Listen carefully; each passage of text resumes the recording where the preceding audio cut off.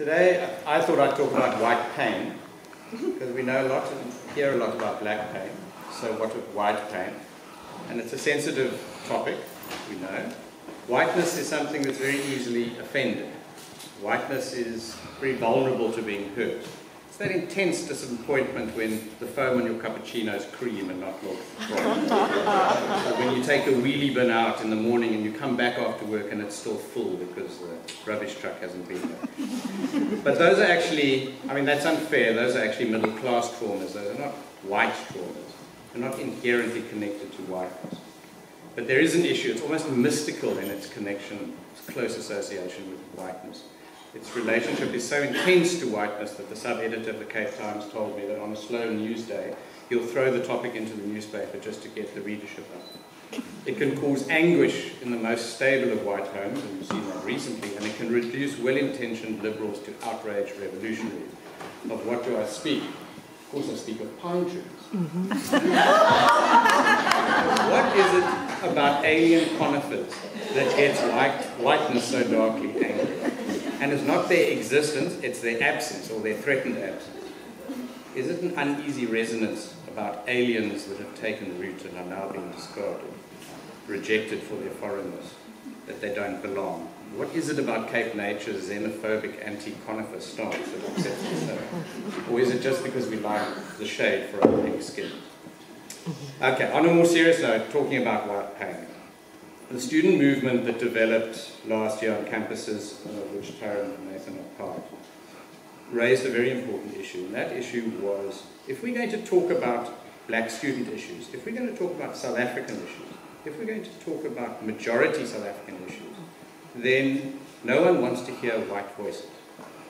And why not? Firstly, whiteness is privileged. So white voices are educated, they're erudite, they're confident, they're intrusive, they invade the space and they take it over. So that's the first reason. And the second reason is, quite frankly, who cares what whiteness thinks about black pain? Frankly, who cares what whiteness thinks about it? Whiteness has had the floor for 400 years in this country. It's time for whiteness to shut the fuck up. So, which is why I'm very grateful for Mervyn dragging me onto this white forum to talk to largely white people about white. Okay. So my question is this. If that approach is right, and I personally believe that approach is right, if that approach is right, then what does that mean for writing? The number of books a publisher can produce in any 1 year is limited. That means for every book that's published, there are other books that can't be published, and they are going to be discarded.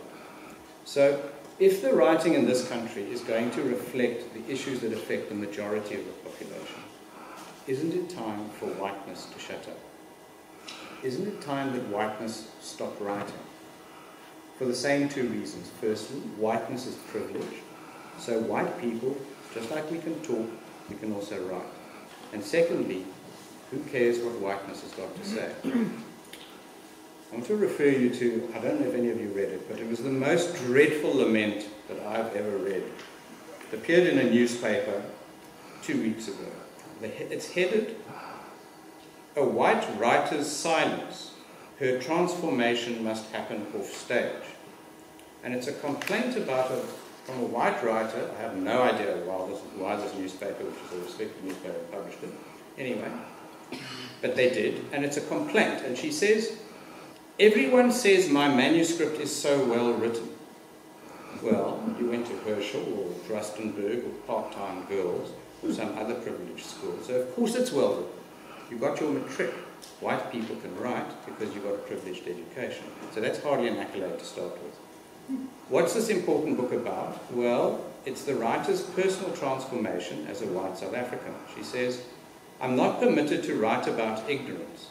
I'm not permitted to write about a journey from ignorance to awareness, from being closed to being conscious."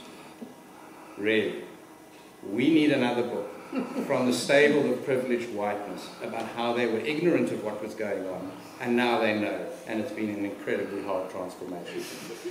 We really need that book. We need to hear her voice, and not the voice of others.